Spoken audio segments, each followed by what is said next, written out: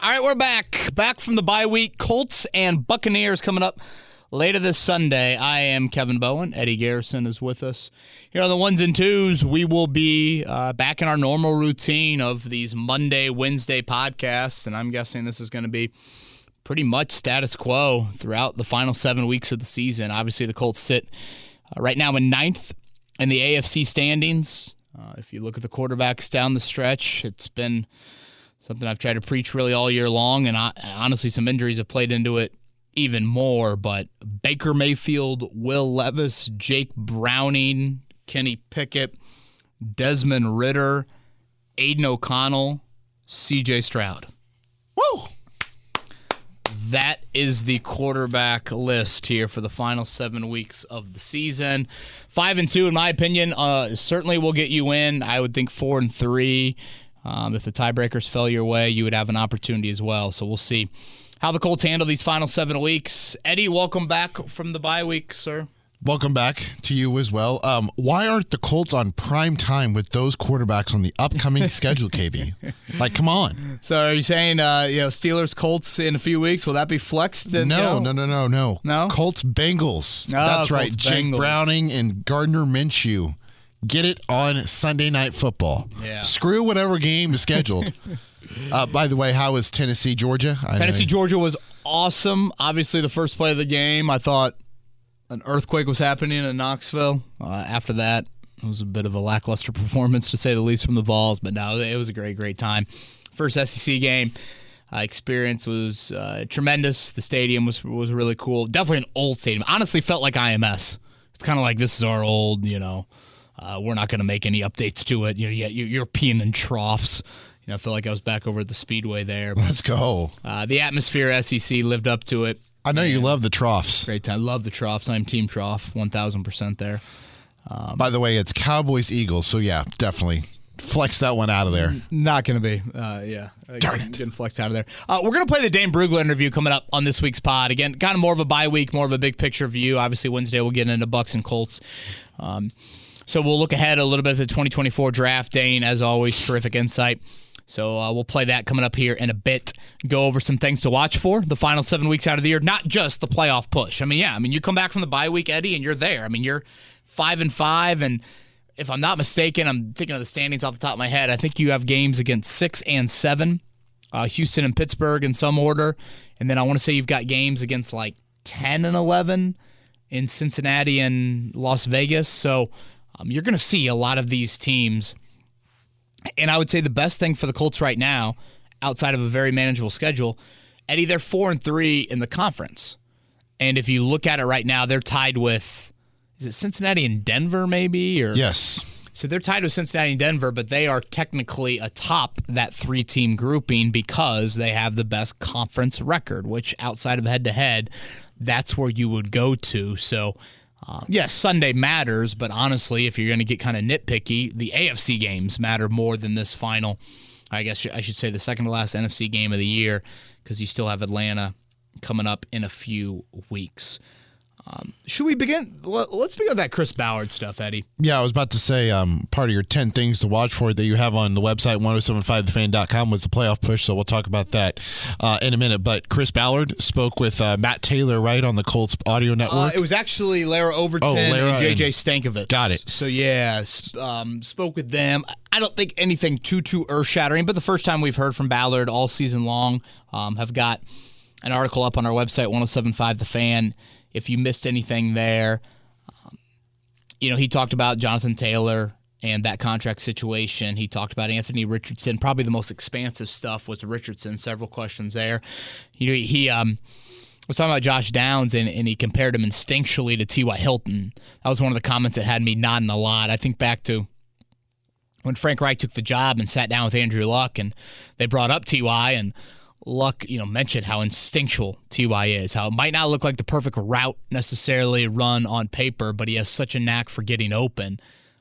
I think when you're 5'9" and 180, 190 pounds, you've got to do something differently. And Josh Downs, I do think, is an incredibly instinctual player. Probably helps that he's got the NFL bloodlines that he does. The Richardson comments, Eddie, basically Ballard talked about the surgery. Ballard is a big baseball guy. I don't know if too many people know that, but he's a really big baseball guy. Didn't his son Cole play baseball? And doesn't he have another son that plays baseball as well? That sounds right. Obviously, Cole's getting some quality minutes for Kansas right now, early in his collegiate career. But, he follows baseball a lot, pays attention to it. And then, of course, when he came in here in 2017, Luck was dealing with the thick of that shoulder rehab. Ballard mentioned, when you're dealing with a rotational body part, and you're obviously a right-handed quarterback, that's going to contribute to why they felt like surgery was needed. There was one thing that I didn't necessarily agree with on Richardson. He basically said something to the effect of like, the number one thing for him is protecting himself moving forward. I feel like when you say that, Eddie, it gets into a little bit of a slippery slope of like, this guy is too reckless. And I don't view Richardson like that. Like, he's not Josh Allen as a runner. If you look at the 4 injuries that Richardson suffered, I don't think any of them, I thought he was getting too greedy and trying to get extra yards in a moment when he didn't need to. I didn't think he was necessarily like, if you want to nitpick, maybe late in the Jacksonville game when he kind of lowered his head, lowered his shoulder there. But again, at that point, you think time and score. I didn't see many like first quarter random second down in your own territory and you're acting like it's fourth quarter of the Super Bowl. I will continue to say the phrase for the next 10 months. I view the design runs with Anthony Richardson as a limit, not eliminate. Keep them in the playbook. Make sure the defense has to account for them, prepare for them, but don't do them to the degree that you were, because that does expose him to more of those hits and more of those injury-like situations, and that's the risk that you're going to run there. So I don't view the Richardson injuries and think it was like his fault. I would argue it's a little bit of kind of running him too much there. On the Taylor front, certainly there are questions I would have loved to have followed up on of what changed with Taylor, thoughts on Grover Stewart, thoughts on Shaq Leonard, some of those topics, Jelani Woods, Nick Cross, et cetera, et cetera. But, he basically said, keep homegrown players. And, stuff got a bit emotional with Jonathan. And that can happen when the business side creeps into it. I am interested to see, when you say the keeping of the hometown players. And I think both Shane Steichen and especially Chris Ballard, Eddie, they have not held back in their public praise for Michael Pittman Jr.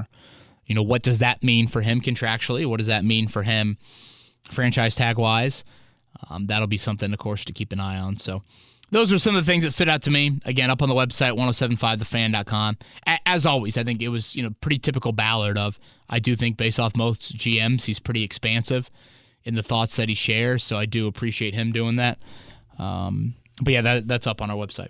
To your comment about Richardson of limit, not eliminate, that's the whole reason you drafted Anthony Richardson, was to be different and to add a different element to the offense.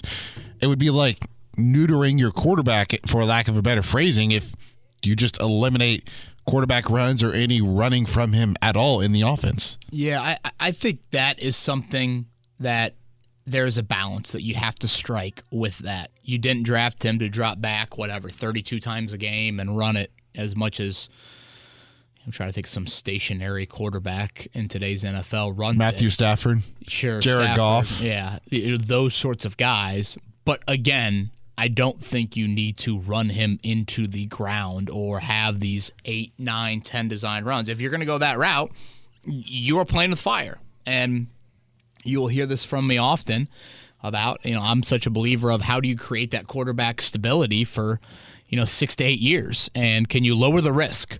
And I think you have the ability to lower the risk and still make it a weapon.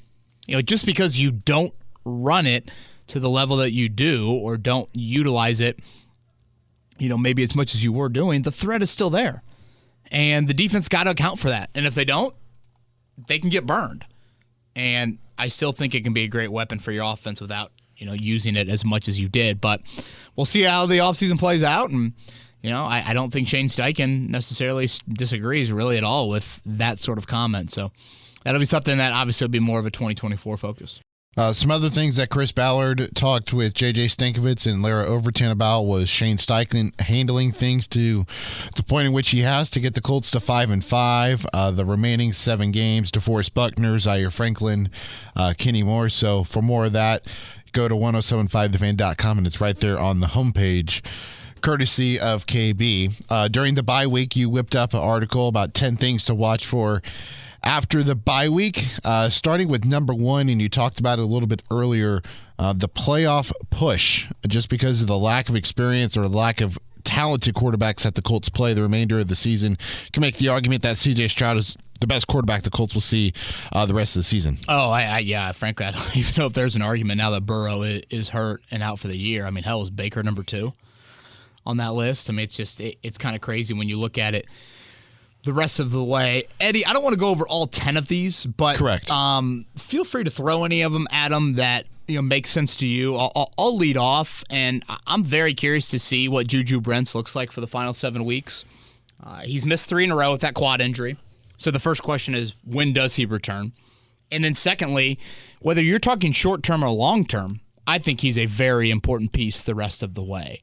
Obviously, you're pretty pleased with what Jalen Jones has done, but that third corner spot remains a question mark. And while I think Tampa has some issues that we'll get more into on Wednesday, they do have a little bit more wideout juice than the teams you've played recently. So having depth at corner will be important. And Brents is a guy, in a way, could it be similar to Bernhard Raimann's end of last season? Yeah. Where, he starts to cement himself a little bit more, and now all of a sudden you're sitting there thinking, okay, there is a lot to work with him. And maybe corner is not as much of a pressing need as others might have it here heading into the offseason. So, a guy like Juju Brents, when you're talking about his individual self, not only, again, in the short term, I think he helps you out because that group has been tested from a depth standpoint, but even long term, that's one that I'm going to keep my eye on. For me, it's Kwity Paye because he had a solid start to the season. He had a sack in the first 3 games of the year, and in his last 5 games, I think he's had 1 sack and 2 quarterback hits, and he's played over 200 defensive snaps. And it's a big offseason for him because Colts have to make the decision if they want to pick up that 5th-year option with him being a first-round pick. I wrote about it during the offseason leading up to the year. They needed Kwity Paye to provide some sort of clarity if they have something there in terms of an edge rusher with him or not. And right now, I would say it's not. Yeah, I would say he would fall on that list as well. Other things, Eddie, just Minshew's resurrection. We talked a little bit about it on last week's podcast, but just the stark difference in him as a starter versus him in relief. I think it's a very fair argument to make that the Minshew we've seen lately is not even the back of the baseball card. It's not even his normal standard. And so, what can you get out of your passing game moving forward? 2 more games without Grover Stewart. Now, I would say some of the best news of that, Eddie, is you face the worst rushing offense in the NFL this Sunday in Tampa Bay. So that's something that maybe won't be as alarming. New England, they've always been capable, I think, of doing what they did to you, but Tampa Bay is not that at all. So that's something that I'll be watching for. Anything else on that list stand out to you from what you'll be looking at here down the stretch, just outside of, obviously, a 5-5 football team trying to make the playoffs? Jelani Woods. A lot of hype and expectation of him coming into the season, of taking over the tight end room and becoming the tight end 1 for the Indianapolis Colts based off of the flashes that he had last year and some of the production he had last year with the quarterback play that was just treacherous for the Colts, and no sighting of him yet. He's been dealing with a hamstring injury, at least in terms of being on the football field. Kevin, you've seen him around the complex and in the locker room, but he's yet to make an appearance on the practice field for the Colts to the media ever since going on injured reserve with that hamstring injury. Yeah, he would certainly be a guy. And I would throw Nick Cross in there as well. I know from an availability standpoint, it's been different. Injuries have not been there for Cross, unlike Woods. But, think back to those trio of third-round picks from last year. Again, Bernhard Raimann you feel really good about. But right now, Eddie, you would enter year 3 for Cross and Woods, the back half of their rookie deals, and it'd be very much up in the air in different ways. And it's not like those positions, Eddie, you have this just like elite Pro Bowl talent that it's hard to get those guys in the field. You don't look at safety that way. You don't look at tight end that way. So obviously for Woods, it's more of health than anything else, but still, those are a couple that I'll be watching for down the stretch. It's about 5 or 6 of the 10, so if you want to see the rest of those, go to 1075thefan.com. Yes. Let's dial up the Dane Brugler interview, if you don't mind.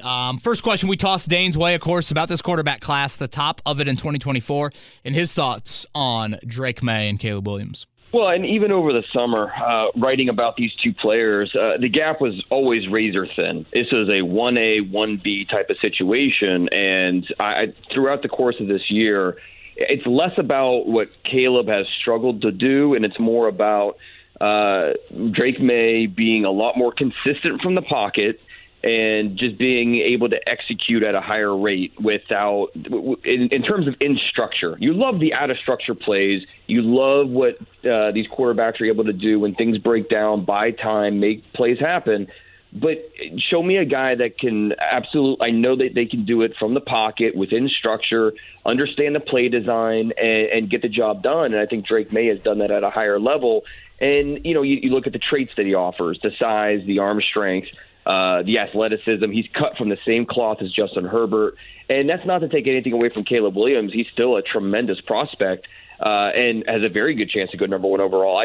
Bottom line, this is not going to be a consensus quarterback one in this draft. Some teams prefer Drake May, some teams prefer Caleb Williams, and the way the draft order is shaken out, it's likely going to be either the Bears picking number one from the Carolina pick, or the Giants or the Patriots. Those are the three clear favorites for that number one overall pick. So plenty of time, before we figure out that draft order. But we'll be debating these quarterbacks up until draft weekend, kind of similar to last year with Bryce Young and C.J. Stroud and Anthony Richardson and Will Levis. And so, it'll be an interesting quarterback draft, and even after those two guys. So, it'll be a lot of fun topics here over the next 5 months. He's a great Dane Brugler. Obviously, find his work at The Athletic. Prospects to Pros is the podcast. An awesome listen here, even before we get into the meat, if you will, of draft season here coming up. Dane, I want to ask your thoughts a little bit more Colts related to the 2024 class. To me, wideout, defensive end. Those are the two needs that stand above the rest. It almost seems like annually for the last few years we've gotten into this, there's always good wideout depth. This year, obviously, you have the crown jewel in Marvin Harrison, but still, there seems to be some other guys people feel good about. So I'm curious, enlighten us a little bit more on the edge rush group, because I think I can make the argument that might be the stronger need for the Colts. Yeah, and I think we in the past, it seemed to always been at least one, maybe two pass rushers every year that just kind of stands out as a top-tier player, top-tier prospect. We just don't have that guy necessarily this year. There's some quality pass rushers that'll be available, and look, where the Colts will be picking will probably be somewhere in the teens. So it might, if they did want to go that direction, and obviously we know, General Manager Chris Ballard, he would love to build in the trenches, offensive line, defensive line. He would love, especially on that defensive line, add more depth, more guys that can get after the quarterback. And, this year's draft, I think, you've got a few guys at the top with Dallas Turner from Alabama, Leatu Latu from UCLA, Jared Verse, Florida State. Now, these guys are more, I think, mid-first round type of players than, no doubt about it, top 10 picks. But like we said, where the Colts will likely be picking in this draft, that could work out to their favor. And it just kind of depends on the type of rusher they want. Dallas Turner is more of the speed guy, but he's also outstanding versus the run. Jared Verse doesn't necessarily have the numbers, the production in the backfield, but you watch the tape and you see that first step burst. You see a guy that understands hand use and how to break down the rhythm of blockers. And then Latu from UCLA, one of the most productive defensive ends we've seen the last 2 years at the college level.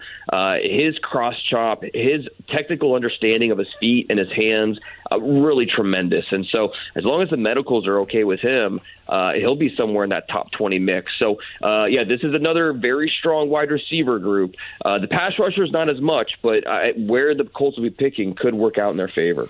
Dane, I am heading to my first SEC football game this weekend. My excitement is through the roof. That will be Georgia and Tennessee. How high of a draft pick will I be watching in Brock Bowers? If I'm not mistaken, I believe you had him fourth on your top 50 players. Yeah, and I think a lot of people scoff at taking a tight end in the top 5, top 7, but this is a guy that deserves to be drafted that high. This is a 21-year-old version of a George Kittle. The athleticism that he brings, the competitiveness. He had that tightrope ankle surgery, and it's usually a 4 to 6 week injury. He missed 2 games. And there was talk about, maybe he should shut it down. And he said after the game this past weekend that it just pissed him off. He's like, I play football. What are you guys talking about? And this is a guy that's a difference maker. And I do think that it takes an offensive play caller to understand that and to use him in that way. He's not just line him up in line and let's go play. Like, you want him to be in the slot. You want him to be he can line up in line, but you want him flexed across the formation and used all over the field because you want to use him as a weapon. And you watch Georgia when you go to this game on Saturday. The whole offense runs through number 19. If he's not the intended target, he's running a decoy route, because anytime he's out in the route tree, there's 3 defenders trying to, kind of cheating his way, which opens up opportunities for Ladd McConkey and these other Georgia wide receivers. So, no, he is a true playmaker, even if, we're going to hear plenty of, you can't draft a tight end in the top 10. Well, Brock Bowers is more of a hybrid weapon than a true tight end. Dane Brugler with us here on The Fan. He's from The Athletic. He joins us on the Payless Liquors hotline. I love Bowers. Listen, if he went to the Colts, if he went to a number of teams, I love Bowers. How is he different? How is he better? We heard a lot of the same rhetoric around Kyle Pitts. Pitts has been playing in Atlanta. There hasn't been a lot of good quarterback play there, but how is he different? How would he be a better pick than Kyle Pitts, who went 4th overall and, right now is 35 catches, 400 yards, and a touchdown for Atlanta? Yeah, no, that's a fair question to ask, because I think that's something that'll come up quite often during the process. And I think we have to look at, what you mentioned, where he went with the Falcons. They keep drafting these guys, these offensive skill players in the top 10, and then they don't really feature them. It's happening with Bijan right now. And Drake London's been okay, but the quarterback hasn't been consistent, and they're not really scheming their offense to go through these weapons that they have, and Kyle Pitts included. And so even though the production's not there, if Kyle Pitts went to, a pick later to Cincinnati, let's just say the Cincinnati, Jamar Chase, and Cincinnati took Kyle Pitts at 5, all of a sudden we look at those 2 picks very differently, because, Jamar Chase is probably not the same player we think of when we think of, the Pro Bowler that he is. So, where these guys end up plays such a factor in how we, the course of their career, the trajectory. And with Kyle Pitts, I think that's more of a factor here than simply, it's a cautionary tale about taking tight ends that early. So I think that you have to look at Brock Bowers as just a weapon. But I do think, like I said, it's important that the offensive play caller is on board with, hey, this is a different type of player that we have to, really adjust our game plan to make sure we're maximizing everything that he can do for our offense. Gotta think Shane Steichen would be in that boat. Again, Dane Brugler is with us You here. want him, don't you? You kind of want Bowers. I think I'm in love. Yeah. Ballard wants to go trenches, and you may want to go with the sexy pick. But again, edge rush, I can't get away from it too much. Dane Brugler is with us. Obviously, outstanding work over on The Athletic. Again, Prospects to Pros. That is the podcast for Dane as well. I actually want to go back to the Colts draft this past year, Dane. I hope I'm not catching you too off guard with this, so I'll bring up the names right out of the gate. That would be Josh Downs and even Jalen Jones.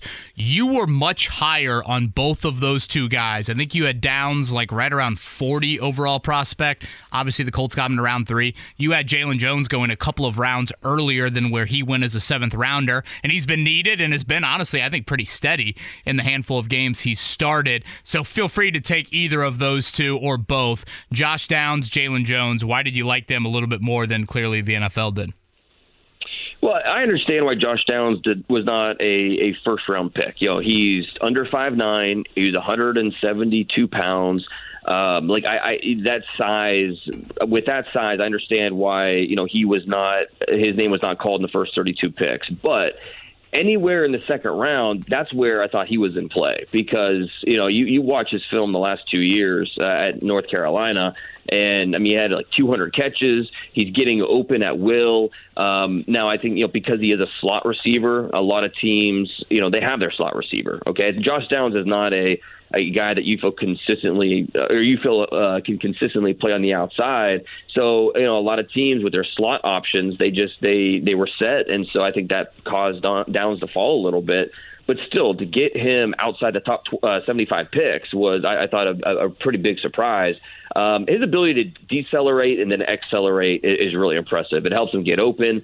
He's a consistent first down, move the chains type of guy, consistent catcher of the football. He had well over, I think, 120 targets last year, and he had 3 drops. This is a guy that you can rely on. So the lack of size, that gives you pause. I understand that. But he's just a tough guy to cover, plain and simple, because of the way that he can get open with his athleticism and then what he can do at the catch point. So, yeah, Josh Downs, I thought, was a pretty big steal where they got him. And then with Jalen Jones, a former really high pick, the former 5-star type of guys who didn't really have the college career that many expected. Is he a safety? Is he a corner? There's a lot more questions than answers with Jalen Jones.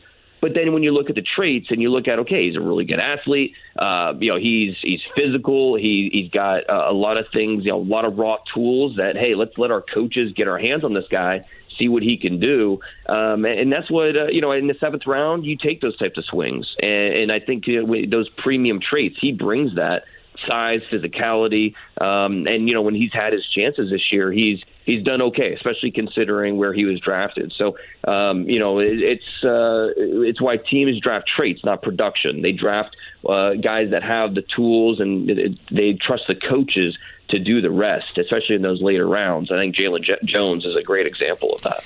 Dane Brugler with us here on the Wake Up Call, hanging out with you until 10 o'clock today. Joins us on the Payless Liquors Hotline. I know you liked Anthony Richardson. You liked the Colts taking him at 4. Since KB asked you about a couple other guys, I ask you, I guess, to fill in the blank. A lot has went into this rookie season. I think we have seen that he can play at this level and can do some special things.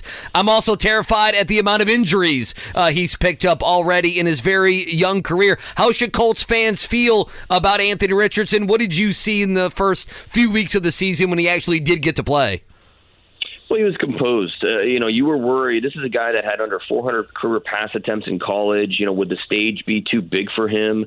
And it certainly was not. He looked under control of that offense. He looked like he was ready to take the reins. And it's just, it's unfortunate that he had the injury. You wanted, because this is a guy that needs reps. And that's why it was always, it's not a guy that you want to sit. He needs to be on the field, get those in-game reps, understand the speed of the NFL, and then, learn on the fly. Take your lumps. There's going to be mistakes, but you understand that. And it's all about the development and getting better and better and better. And unfortunately, that's going to be stunted a little bit because of this injury. But, they made the right call, obviously, to kind of shut him down, get him right, coming back next year. You can't predict injuries. But obviously, this is a player that is going to take some hits with the way he uses his legs. You don't want him to stop running. That's part of what makes him such a special player. But he has the size that you hope the injuries won't be a significant factor moving forward. Being 6'4", 245 pounds, and have that type of athleticism. That is a weapon. That's part of what made him, maybe the main reason that made him a top 5 pick. So, I'm excited for Anthony Richardson moving forward. I'm excited for all these rookie quarterbacks, really, with, what we've seen from C.J. Stroud has been tremendous. Bryce Young, I think, is in a really bad situation in Carolina, kind of holding him back a little bit. And then, Will Levis, and then with Anthony Richardson next year. So, if I'm a Colts fan, I'm feeling optimistic because, it's more of a unfortunate injury rather than something that's been a pattern. He played in every game last year except for the bowl game. He opted out, but he was healthy last year for Florida. So I don't think this is necessarily a pattern. We're not to that level yet. But, hopefully he's able to stay healthy and be on the field because big things happen when he was the quarterback of this offense. All right, Dane, last one from me. Obviously, the Marvin Harrison sweepstakes, the Colts have played too good of football, it seems like, to be seriously in that. Other wideouts in that teen range to keep an eye on. Yeah, it's going to be the race to who's wide receiver 2 because wide receiver 1 is done. That race is over. I'll be very, very surprised if Marvin Harrison Jr. is not a top 3 pick in April. But then who's wide receiver 2? Is it Keon Coleman from Florida State, Malik Neighbors, LSU, Roma Dunzier from Washington, Brian Thomas Jr., the other LSU receiver, had a tremendous game over the weekend against Florida, 150 receiving yards.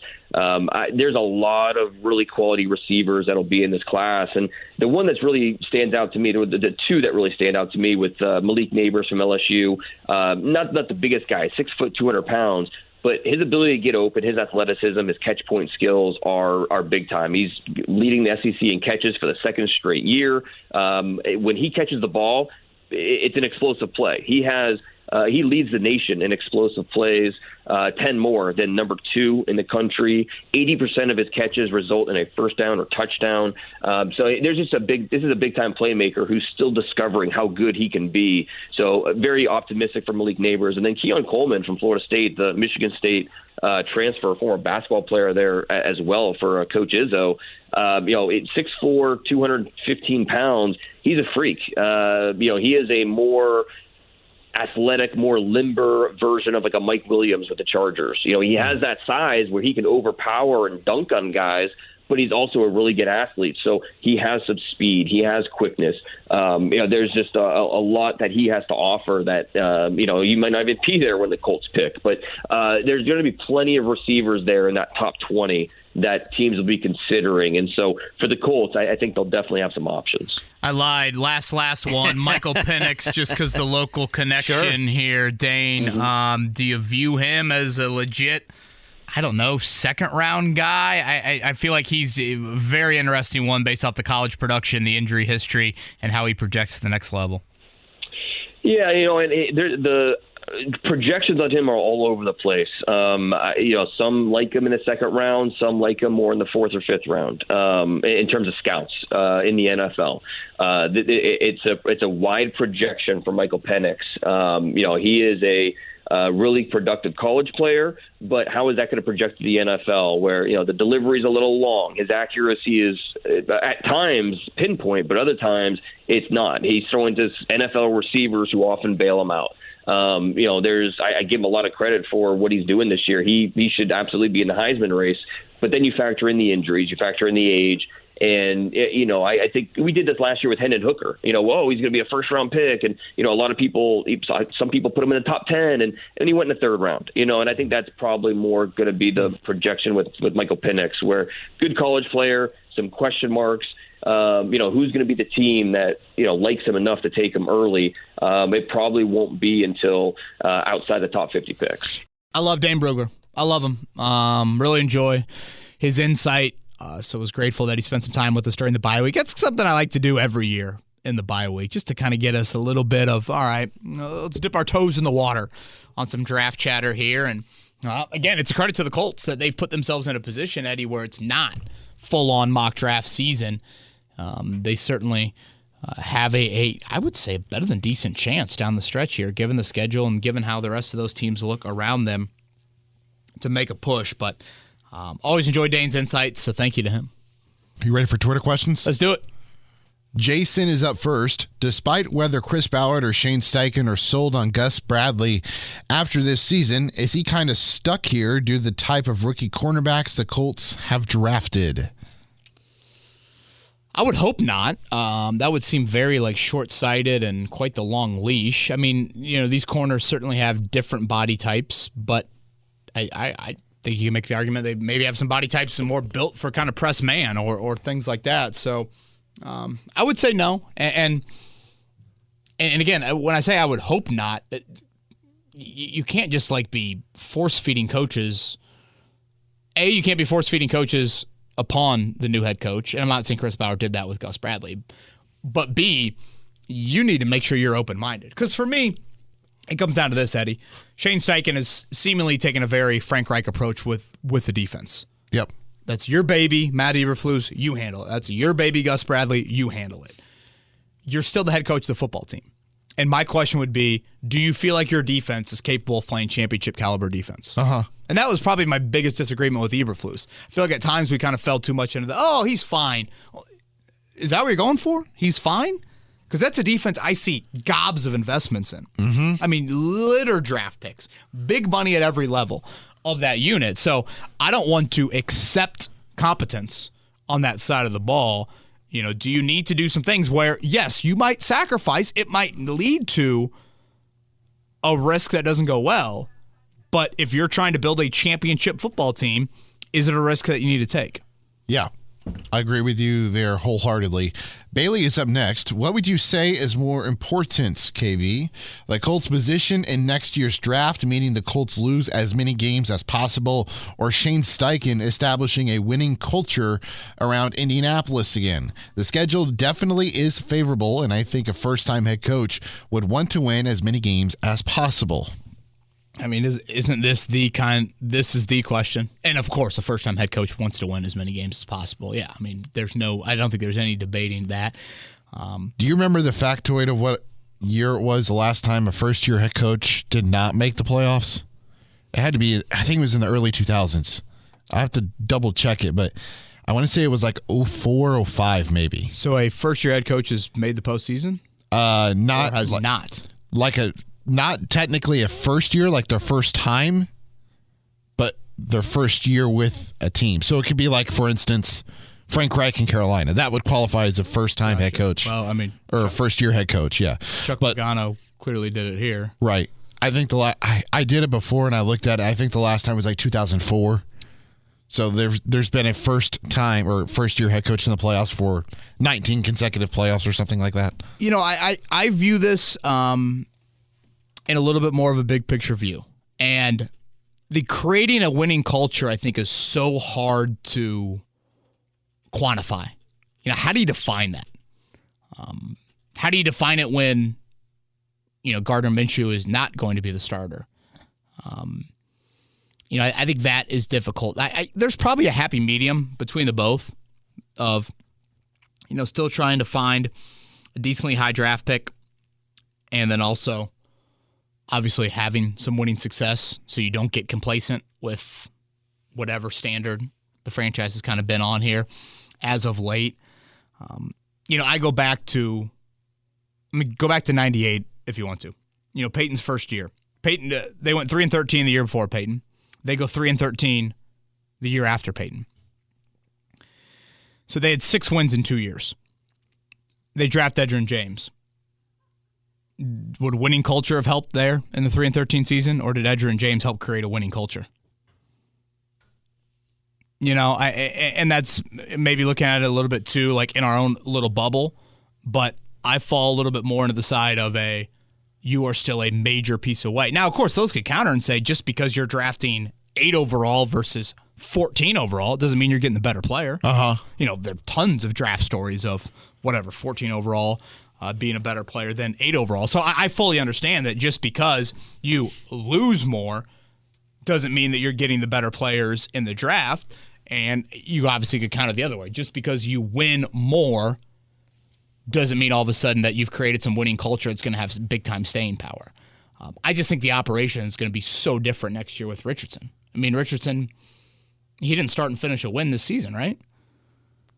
Correct. You know, so, I mean, you know, his first win is going to – I mean, the first time he runs off the field as a winner, that will be that didn't happen this season in 2023. So, for me, I've always been a believer with the draft of, like, again, I like to be in control, not having other people decide what's left for me. That's why I was such a proponent last year of, no, I want to trade up and pick Bryce Young, C.J. Stroud, Anthony Richardson, Will Levis, whatever. I don't want someone else to make that decision, and that leaves just 2 options for me. And again, I fully get there's a big-time price tag when you want to pay for that decision there. So this is a difficult one. This is a really difficult one to view. Now, some I think have kind of fallen into this boat, Eddie, of like, they're not getting Marvin Harrison Jr. anyways. So what's the point in trying to lose the rest of the games? Or, insert some sort of phrase here.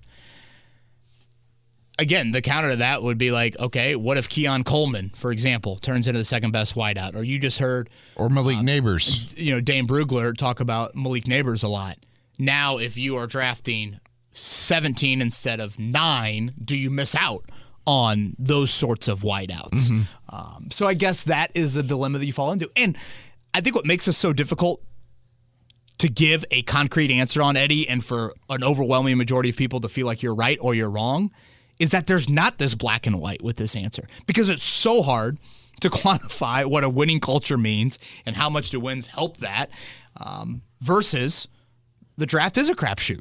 Yeah. And yes, you have picks that are absolute studs taken at 8 overall, and you have absolute studs that are taken at 18 overall. So I have always been more of a proponent, especially when it's not the rookie quarterback doing the winning, that a little bit more of a big picture view via the draft. Because again, I am all about on the epitaph, it's how do you create the 6 to 8 year window? And if I look at the Manning era, I think 3-13 after just having 3-13. So they went back-to-back 3-win seasons. Mm-hmm. That probably defines a losing culture. Yet they draft Edgerrin, and in 1 year they go to 13-3. So that's where I'm kind of I still think in the NFL things can change in a hurry from winning and losing. The question is, do you have the pieces in place to make sure that winning becomes the norm in a 6 to 8 year window? And that's where I view it as if you get a couple more pieces in the draft, which again, just because you're drafting higher doesn't mean that it's a given. So that you can poke holes in my little thought process easily.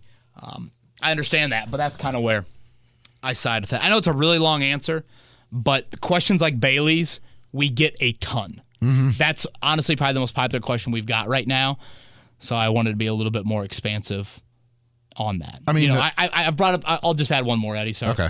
I bring up the Jets from last year. Mm-hmm. The Jets won 7 games last year, but at the end of the year, their quarterback situation continued to be a mess. That's kind of how I view it. Of like, yeah, I mean, you can win, but like, what does that do to the future years of your franchise? The thing I was going to add here is the positioning, I think, is a little more important when you even factor in that Michael Pittman Jr. right now, he doesn't have an extension. He's not locked up for the next X amount of years.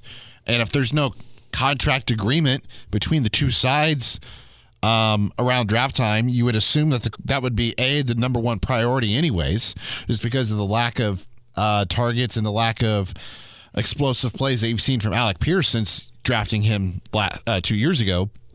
So I think that has to factor in it too. And to me, Malik Neighbors is the second best wide receiver. I've loved him all this year, and I don't think he's gotten enough love just because of how Marvin Harrison Jr. is just absolutely an alien. But you've got to be up there in that range to get Keon Coleman or Malik Neighbors, to me, and without trying to waste future picks down the line. And of course, I hear you on that, but then part of me is like, wait a minute, didn't you just bring up Kwity Paye 10 minutes ago? Right. And edge rush and the scarcity of that group. We just heard Dane talk about it. I mean, that is not a group that has the depth of wideout. So, do you get into a situation where does 8 slots in a round matter?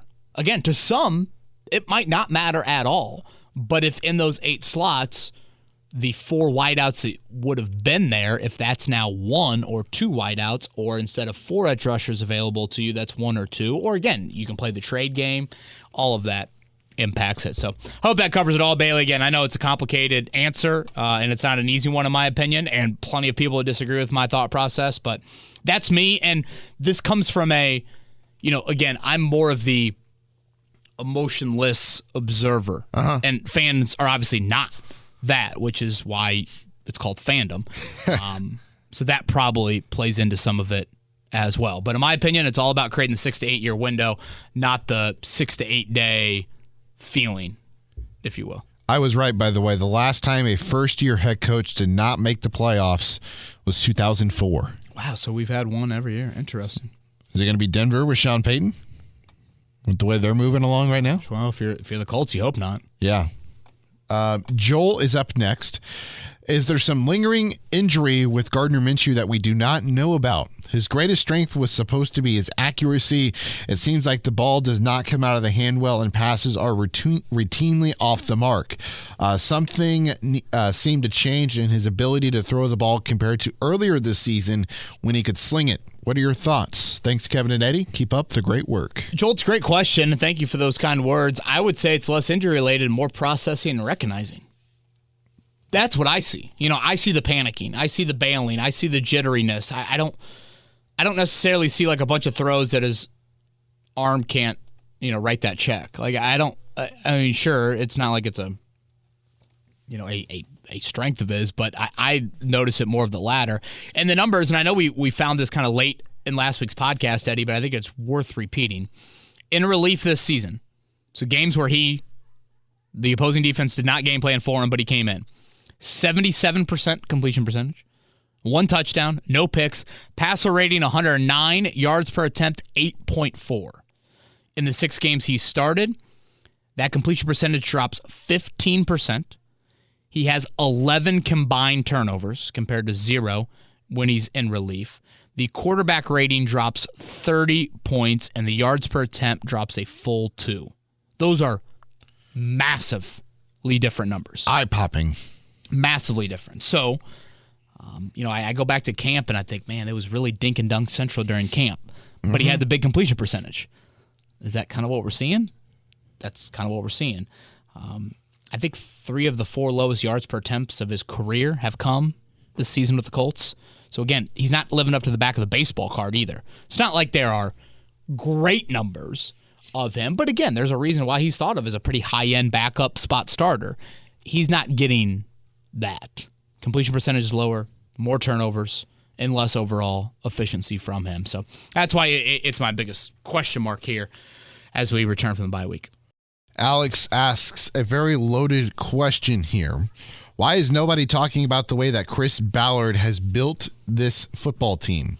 He feels like the Colts never do anything in free agency and at the trade deadline. This year, for example, after the debacle of that Saints game, the Colts sat there and didn't try to trade for a corner or anyone.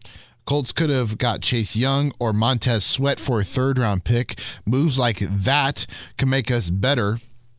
Frustrate me with Chris Ballard when he thinks he is the smartest guy in the room. 7 years and we never do anything differently. I feel like the Colts have been chasing a defensive end forever, and he doesn't even value wide receivers, so basically the Colts are screwed. Help me. Sorry for the long question. From Alex. Alex venting a little bit here as we return from the bye week. You think he was sitting there like just pounding on the keyboard with the thumbs? We should probably pray for the keys, honestly, for that keyboard there. I think if we look at Alex's thoughts here, obviously a Ballard stubbornness, if you want to describe it as that, I think that's probably a fair assessment to make. Trade deadline stuff is weird. It's not just a given that you would have been able to get those guys, / you look at how you might view them in free agency or what the open market could look like. San Francisco is in much more of a win now, we'll take a risk type of move than the Colts are. And the Bears have plenty of draft capital to make a move like that and still feel like they're not mortgaging a whole lot moving forward. And now, again, having said that, I think it's fair to have questions about Ballard's overall roster building beliefs, construction, et cetera, et cetera. We've talked about that endlessly and making some adjustments to that.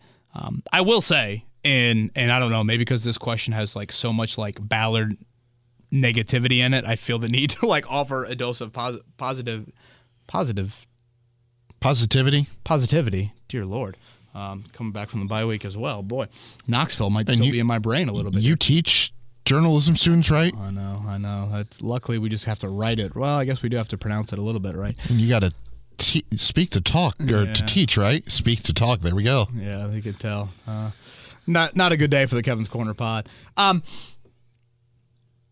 Offensive line wise, Eddie, they've been banged up and they've handled it, I thought, very well this year. And, Ballard, that was where I disagreed with them. I thought depth-wise they'd be tested there, and they have been, and having to rely on some guys up front, but they've handled it really, really well. So That's certainly something that I'd point to of a question I had for Ballard entering the year, and that group with Tony Soprano and company, and I think just having a little bit more of a non-statute quarterback. I think coaching does help, Shane Steichen, et cetera. That obviously helps in that area. Neil and Thomas ask a very similar question.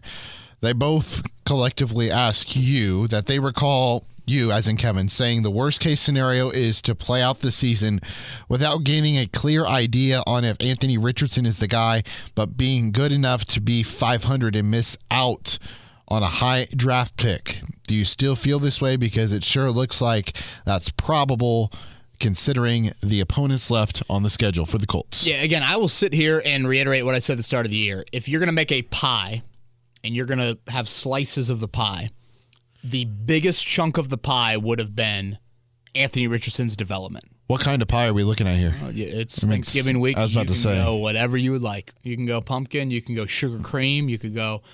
Colleen Bowen makes a great derby pie. It's pretty much just like a cookie dough. It's absolutely outstanding. Gosh, now I'm starving. I know. After that. But again, Richardson would have been a huge chunk. I mean, I'm talking like 70, 75%, however you want to say that. And I guess I go back to the 98 season. Do you think there's any Colts fan that loses sleep over 3 wins in 1998? No.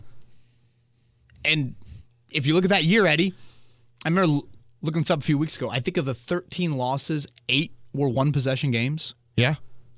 But Peyton playing that whole year, never getting benched. Getting that experience. Throwing the most interceptions of NFL history of any rookie quarterback. You live it. And it can get ugly on the scoreboard. And there can be a whole lot of losses, but you get over it. And obviously the baptism by fire for Peyton was exactly what he needed. And then you, of course, got the major piece with Edge in that next draft. I view it and say, okay, 6 to 8 year window. How do you create the window? Okay. I think Richardson is a big step in the right direction. I think Steichen is a big step in the right direction. There are some other pieces on the roster I like, but there are still some other pieces I think are needed. How do you get the pieces? That's where I kind of fall into the, okay, if you're drafting a little bit higher in each round, do you have a better opportunity to get those pieces? Mm-hmm. Now, without question, you can point to other, it didn't have to be Edgerrin James at whatever it was, 4 overall, 5 overall, whenever they took him. But that's how I view it of it. So I just, more than anything, Richardson, again, playing 173 snaps is the biggest bummer in the world. I mean, I know I haven't said something to that phrase in a few weeks, but I will continue to go back to that. Half a dozen. Just such a kick in the, yeah. I was going to try to cut you off there because I knew where you're going. You forgot pecan pie, too, with it being. Pecan? Yeah, by the way. Yeah. By the way, the interest has now been applied to those Reese's cups, and it's got to be the jumbo. Well, I got to go jumbo Reese's. I don't know if they're called jumbo or what, the bigger cup, I think. Do they make a turkey Reese's? I mean, they make a Reese's in everything. I'm sure they do. I mean, we know Christmas trees certainly will be out in full force. All right, now back to the actual football part of this with the Colts. Half a dozen questions left. Rick says he remembers you saying that the Colts need to pair Anthony Richardson up with a number 1 wide receiver to help his development, and he got to thinking the Vikings just won 4 straight games without Justin Jefferson. Is there a scenario where Chris Ballard is willing to pay what it takes to get Jettas here? Jefferson, Pittman, and Downs sound like a terrific trio. Boy, it does. I think if I'm the Vikings and I'm looking at the future of my franchise, and I assume they're going to be drafting a quarterback at some point, I would think you'd want Justin Jefferson for that guy. Yeah, again, who is that wideout? It's not crystal clear, but I think you could at times point to, Tyreek Hill moving to Miami, or, Diggs to Buffalo is probably not exactly the one, but, even A.J. Brown to Philly, and think to yourself, those guys aren't available. So, people have brought up prior to me, like, what about CeeDee Lamb? Dallas has proven they can draft some wideouts. Would he be expendable at some point? Does it get into that? I don't know. But I cannot see Minnesota moving on from Jefferson. But having said that, Rick, I probably would have said that about, again, Tyreek Hill and A.J. Brown for sure. Yep. Sometimes the trade package is too good. Sometimes they view it and financially it just doesn't make sense for us. We've got to go in a different direction, et cetera, et cetera. When the draft was coming around, you asked me if I would cut my pinky off, and I said I'd cut more of my pinky off for C.J. Stroud, I would do the same for C.D. Lamb, by the way, if you were wondering. Pray for Olivia and the fact that, from a handyman standpoint, you're going to be pinky-less here moving forward. Randall asked, Coach of the Year, who you got? Tell me why Shane Steichen should not be a top guy for the award. The Colts have won 5 games, mostly with their backup quarterback, which is one more than all of last season. Colts offense is borderline top 10 again with a backup. If the Colts make the playoffs, I don't see how the award goes to anyone else. Front runner for me was Doug Peterson before they got smoked by the 49ers. Otherwise, Mike Tomlin. Not a lot of impressive teams or records at this point. I am skipping over Andy Reid and Nick Sirianni because they were both Super Bowl teams last year and thus should not be included. Love to hear your thoughts. Peace to you and the Bowen Bunch. Thanks. Oh, the Bowen Bunch. Randall, I like that. Not the Brady Bunch, the Bowen Bunch. Happy Thanksgiving to you and all of our listeners out there. I do have to say this, Eddie, and this kind of gets into the Coach of the Year debate. He wants to eliminate Andy Reid and Nick Sirianni because they won last year. Dan Campbell? Part of me is kind of like, well, Dan Campbell certainly should be on the list, but let's just focus on the winning teams. So they're not allowed to win Coach of the Year because all they do is win? Right. I feel that way about Big Ten Coach of the Year. Should it be Matt Painter or should it be the bubble team that now is not a bubble team? You win the Big Ten by 3 games just because you're picked to win it. That means that people say you're a damn good coach and you've built a good roster. So I don't know if I'm in the boat of just kind of eliminating those sorts of coaches, but I hear you out. D'Amico Ryan certainly. Shane, I agree, should be on that list. Right now, it would probably be Dan Campbell, right? Campbell or Ryans. And then maybe Steichen would be, I don't know, is Kevin O'Connell on the list?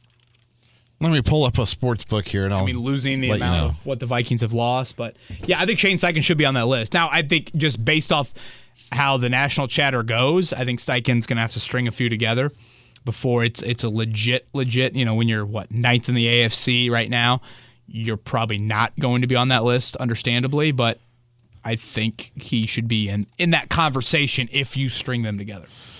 So according to one sportsbook, Dan Campbell is plus 150, D'Amico Ryan's plus 350, Mike McDaniel plus 450. Those are the only 3 coaches that have odds that are lower than plus 500. Yeah, and again, I think I can sit there and be like, just because I might not put Shane Steichen 1, 2, or 3 on the Coach of the Year ballot right now, Eddie. He is plus 4,000. That doesn't mean that I am don't want to acknowledge he's done a pretty darn good job so far. So, that's how I view Steichen right now. Which is tied for 12th best odds, by the way, with Sean Payton, Robert Saleh. Interesting. Daniel would like to know if Anthony Richardson doesn't get hurt this year, what is the record of the Indianapolis Colts? He thinks it's safe to guess the Colts would have 1 or 2 more wins, the Cleveland game and possibly the Saints game, even though the Colts defense was atrocious. Anyways, keep up the good work. Thanks. Yeah, this is always kind of a fun debate, Eddie. Wasn't the notion at the start of the year, if you start Minshew, you would win more games? Yep. And now it's wait a minute. Now it's flipped on that. I'll go 6-4. I'll give it one more win. I don't know if I'm ready to say 7-3 and 8-2. Those are some big numbers. If you start kind of getting into that mold of it, again, I keep on going back to we never saw him play on the road. We never saw him start and finish a win. How would you deal with just the grind of a season? How would teams react to seeing him on film for a month and react to that? Would there be some sort of blueprint that would keep it in play? I tend to think the explosive plays that he made and just the poise that he played with would lead to, an extra win. But, would that volatility ever kind of creep into it with that? So, that's probably where I would go with it. Trio of questions left. One of them being a nice little fun one that probably gets your head scratching a little bit. Creighton is up first of the final 3. I've always been a big fan of the Colts need to draft Marvin Harrison Jr. or sign a big-ticket wide receiver. With the Colts winning more games, the idea of drafting Marvin Harrison Jr. is less and less likely. What would your comfort level of re-signing Michael Pittman Jr. and Josh Downs having another year in Shane Steichen's system that he seems to be figuring out well. That could be a great 1-2 punch, not even mentioning Alec Pearson possibility of him working out. Then we take the best available wide receiver in the draft. This is a thought that has crossed my mind. I think I've mentioned before in making the big splash at wideout, I've thrown out kind of a 12 to 24 month window. Like, I don't think it's necessarily like all those chips got to go in the middle of the table next year. Right. Now, I also think to myself, man, can you get some earlier 2024 returns on it based off what Richardson showed? And I don't think you want to pass that up. So basically, I think the moral of it all, Eddie, is if and when you have the chance, you pounce. You absolutely pounce on it. Now, if you throw the franchise tag on Pittman and Pierce is going into a contract year, that still obviously leads to a lot of uncertainty at wideout moving forward. So, I don't think it's an absolute must to do it right here this offseason. But I still think you have an opportunity while Anthony Richardson is still on the rookie contract, while Bernard Ryan is still on the rookie contract. You're not paying a corner big money, an outside corner. You're not paying a pass rusher big time money. You can't slam the door shut on those ideas. And you just never know when they're going to rise. Yeah. You never know when Tennessee's going to be like, A.J. Brown's available. What? Hello? So keep that in mind. When you talk about like Jalen Hurts and Josh Allen, those are kind of like the two notable quarterbacks, and you add in Tua. All three of those guys got that wide receiver entering their third season. Jalen Hurts got A.J. Brown entering year 3. Josh Allen made the playoffs his second year with John Smokey Brown as his leading receiver. Year 3, they go in with Stephon Diggs. Yeah. I don't know. I wouldn't surprise me if the Colts didn't, just because the recent track record of how teams have done it has always been that third year. Right. And you also, I think it's worth noting, you also had the Devontae Smith draft pick and the Jalen Waddle draft pick in Philly and Miami, respectively. So, those are substantial. You imagine if the Colts did that, draft a wideout in the top 10. Yeah. That would be huge. That's obviously not something they've done as a franchise, and obviously they haven't really had the opportunity to do it either. 2 questions left. What do you think of the Manning cast banter between Eli and Peyton? This is from Daniel. I love Peyton, but would agree with Eli that he shows more love and bias towards the Denver Broncos organization. Seems like the relationship between Peyton has always been strained with the Andrew Luck decision, which I get. I think that's a good word to use. A little strain on it. Yeah. Did you see that? Peyton called it our ball. When Denver got the fumble the other night. He's raising his kids there. He was cut. He was cut by the Colts. He's a competitor. You do not reach an insane level of competitiveness if you don't have a little bit of pettiness with it too. Yeah. And sure. And I also think this, I know this was kind of a popular topic last week when he said the our ball thing. How many Monday night games have the Colts been on the last 3 years? 0. Well, 1, right? 2. I think 2. Baltimore and Pittsburgh. Then 3. What was the third one? Chargers. They had 2 last year. Chargers, Monday Night Football. God, was the Chargers 2? And was that the Christmas one? So you have a Chargers, Steelers, and at Ravens, correct? Ravens was in 20. I thought that was 21. But anyways, they haven't been on Monday Night Football very often. But I still think Peyton, and this is my opinion, I still think Peyton looks at it and says, I don't want to do that game. Even though you said it's all Eli, because Eli's always got something going on. Yeah. I think that's a nice cop-out excuse. Which, I don't know. If it was Frank Reich, maybe I'd be hesitant. Him and Frank had some sort of relationship with that. He likes Denver a little bit more. I guess that's it. We all want the Hollywood ending. We all want it to be beautiful. We all want the rose petals. We all want that.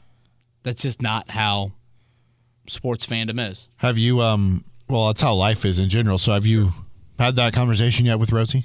I don't know if I'm ready for that. I don't know if she's ready for that.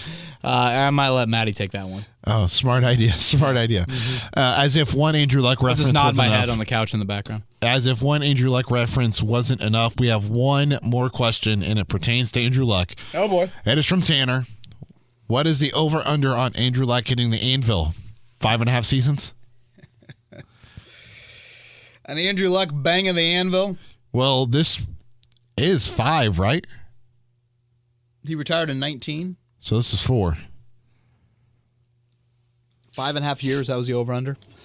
Boy, part of me wants to go over. I do think if you could kind of talk him into like a... Basically, do you think he's going to hit the anvil next season?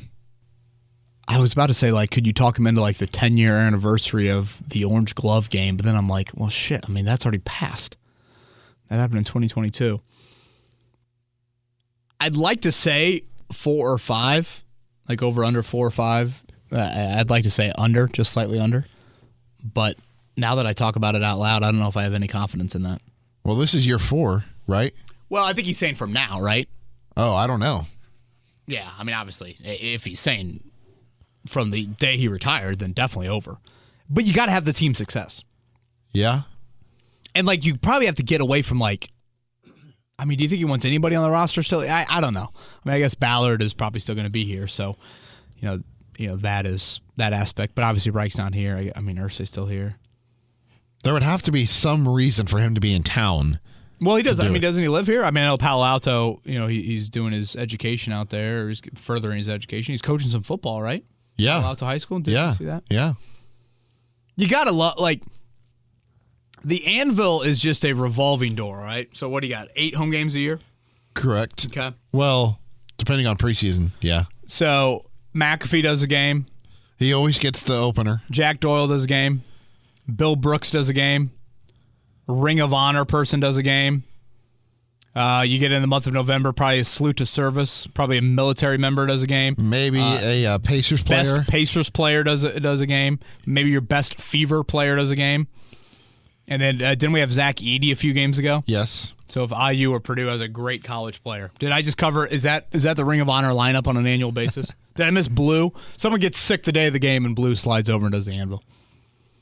I think I've covered it all. Joe Wrights maybe instead of Jack Doyle. Pagano make a return? Yeah, I don't know. I prefer Luck probably over that. But Or does Marvin Harrison do it next year when they draft his son? Look at that, Eddie Garrison. Thank you to Dane Brugler. For those that will not listen to Wednesday's podcast, have a great Thanksgiving, or maybe won't get to it until after Thanksgiving. We will be back on Wednesday with the pod. We will be back on Wednesday with the pod. Colts slight favorite over Tampa Bay. Eddie, I know Baker Mayfield doesn't necessarily qualify that. I think this might be the easiest game the Colts have the rest of the year. Ooh. Tampa traveling from the West Coast. They got really beat up yesterday. You see that? I didn't Lavonte see. David, Jamal Dean, Carlton Davis, they got really, really banged up. So, wideout quarterback-wise, I probably shouldn't say that, but the fact that they're the worst rushing offense in the league, and again, their defense really banged up, shorter, weak. Colts coming off a bye. You still have Cade Otton, Mike Evans, Chris Godwin. Yeah, and that's probably the one area Trey Palmer. that would give me a little bit of pause, but, man, defensively, man, they got really banged up. You see Purdy, perfect passer rating against him? Mm-hmm. He's Eddie Garrison. I'm Kevin Bowen. Everybody have a great week. Enjoy it. Such a great sports week, as always. Everybody happy Thanksgiving. Enjoy the time with your family. Safe travels. We'll talk to you on Wednesday.